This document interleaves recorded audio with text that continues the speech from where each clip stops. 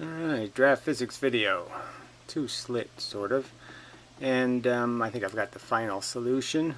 Won't have to modify it maybe, but this is the idea. This is what's really happening. So I guess I'll maybe title the video something like that. Maybe a series of videos dealing with certain paradoxes with the alternative explanation that doesn't contain the quantum mechanical woo. Alright, so history. Okay, the two slit thing, I've been arguing it for a long time that there's got to be a mechanical explanation. And so you watch a lot of two slit experiments. You try to understand what's happening in the different arrangements. And the one that sort of got me really thinking was the diffraction gradient, which I used to have right here, but I don't have currently. But anyway, and the idea that it creates what I noticed is that there are images that it's creating, whole images, and that isn't really consistent with probability or wave mechanics, because it wouldn't be the whole image that is being moved through the wave.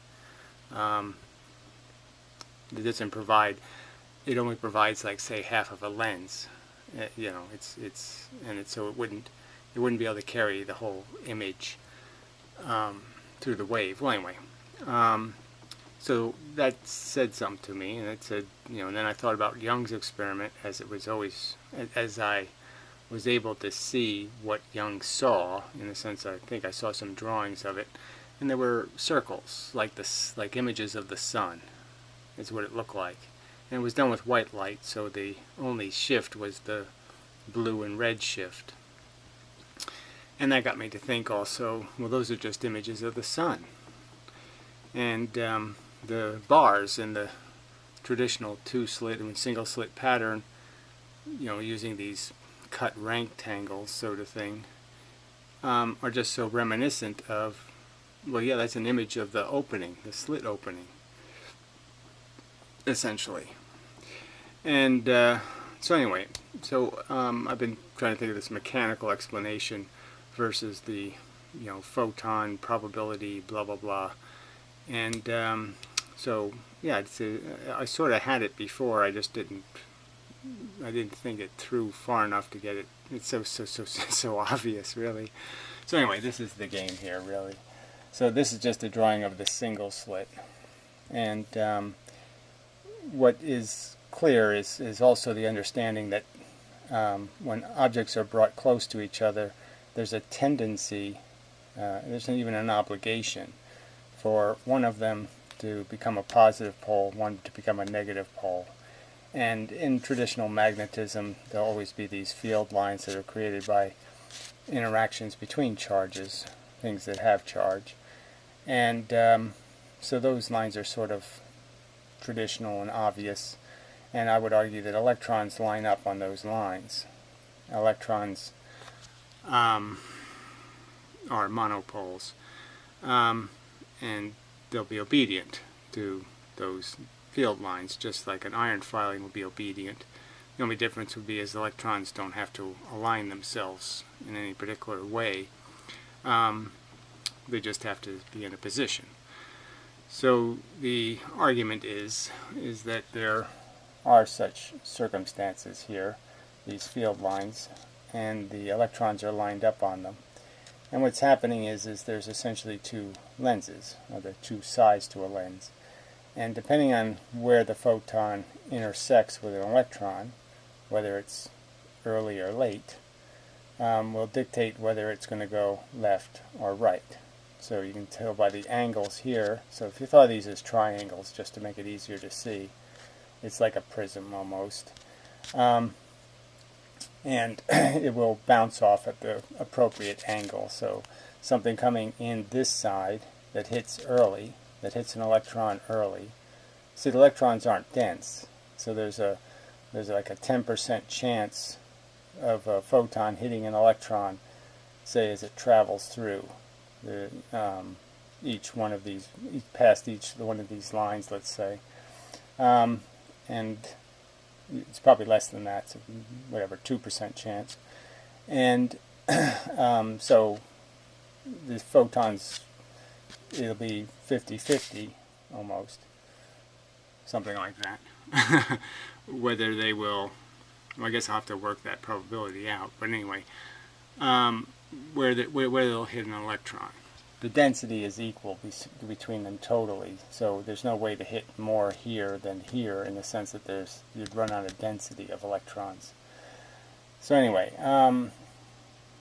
what I think is happening is the photon hits the electron. Depending on what field line the electron's in, will move at a precise angle to that arc that it's in, and get to the end point. So a photon coming in this side that hits early will go here, and a photon that comes in this side that hits late will end up going here.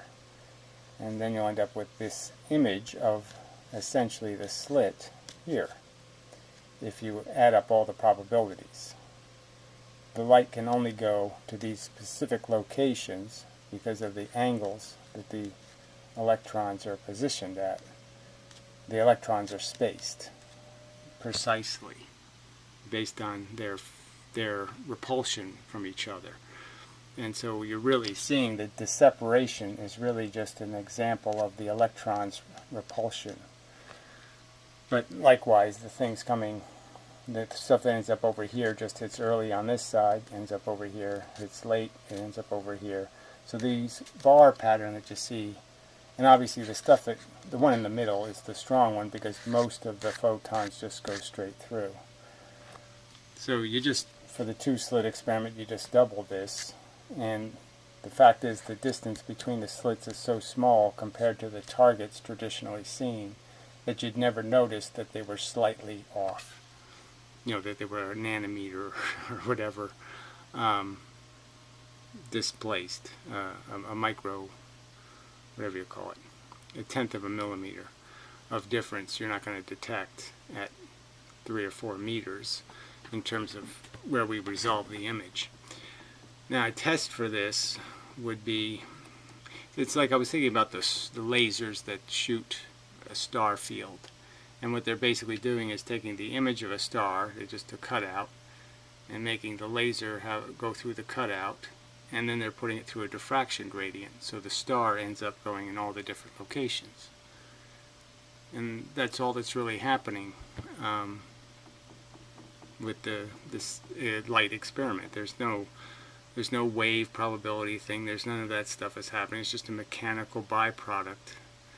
And so the real test would be is to shine an image into say the single slit. So if you could make a small enough image, and that's the problem, you can't make a small enough image of a really six-sided star. So if you make a really ugly star and you were able to shine that through the single slit, then you probably should get that star pattern instead of the slit pattern. And like so. But it would have to be something. The image has to be smaller than the gap, and probably don't have lasers precise enough for that. But some other shining a regular laser through a gradiated film of some kind that has an image on it should produce that image in each one of these little, the little bars. Should replicate the gradations in the light. So maybe a way of doing it is to just put, say, Newton's rings on a film, and then put that film in front of the laser, and then shine the laser through the opening. So that should be a test for it. Somebody wants to do that.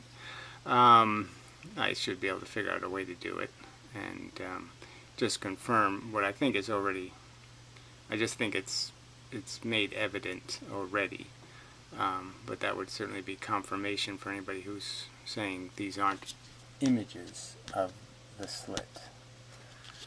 Yeah, and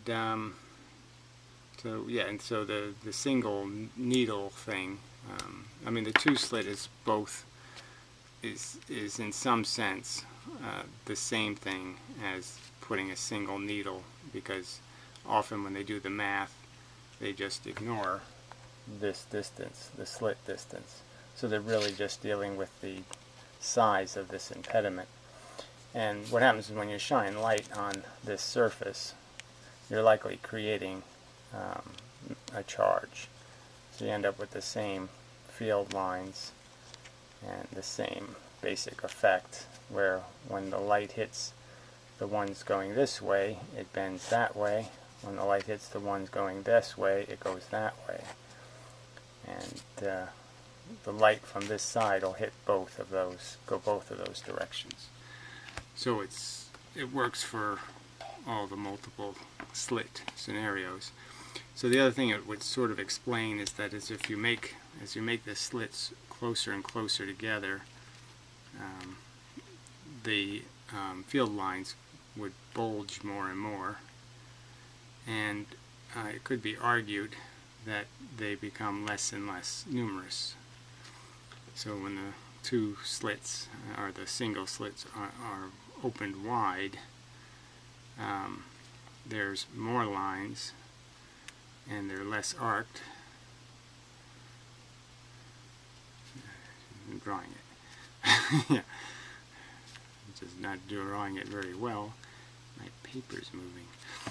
Anyway, so when the slits are far apart, there can be more lines and they're less arced.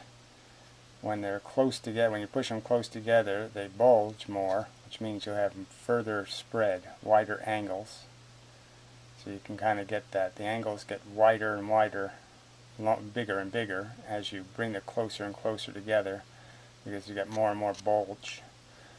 And the triangle gets, if we're going to call it a triangle, it gets more and more sloped. So it goes from this kind of a triangle to a very pointy triangle, if we were to use that as an analogy.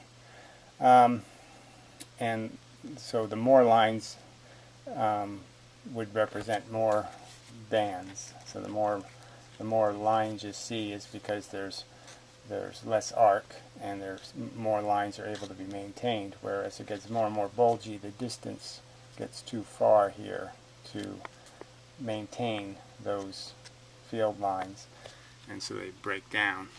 So you have fewer field lines, and that's how the experiment turns out, is as you bring them closer together you get fewer lines that are resolvable, and as you move the slits further apart, when you move the open, as you make the aperture wider, you get more and more and more bars until you make it a certain width, too wide, and you lose all of this. Breaks down, and you just end up, you go back to, so when you spread this, you go from this width, so that's making a very wide pattern. This is making a much narrower pattern, tighter, and then as you bring it even further apart, what you end up with is you're back to almost a single needle thing, in the sense that now the lines are just stuck here and they don't connect to each other. They just are individual lines, and that's why the pattern gets very weak and very tight. It gets very tight because the only ones you're going to see are the ones reflecting this way. So, yeah, so I think the truth, this is the kernel of it. It's not the explicit, defined in every detail truth, but I'm saying this is a workable model that is, in my opinion, likely consistent in most of the generalities with what's actually happening, as opposed to the theory that some wavy thing. These are obviously individual photons, and they stay individual photons. And the opposing theory is that the photons are some kind of wavy thing, that they hit this slit, break into two separate waves, that somehow calculate an interference pattern and end up, by probabilistic math, going here, here, here, here, here, here, going to all these different locations, no matter where the photon came in.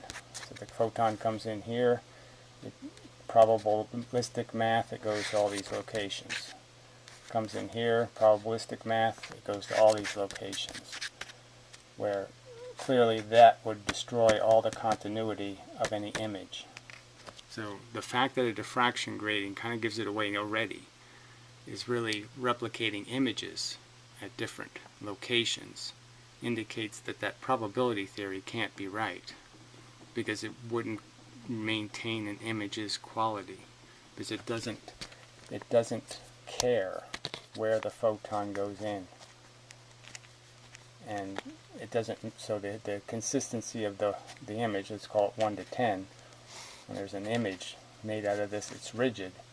All that rigid image is lost by that probability math that says this photon has the same chance of ending up over here as this photon, and they don't have the same chance at all. This one in the middle is going to end up in the middle.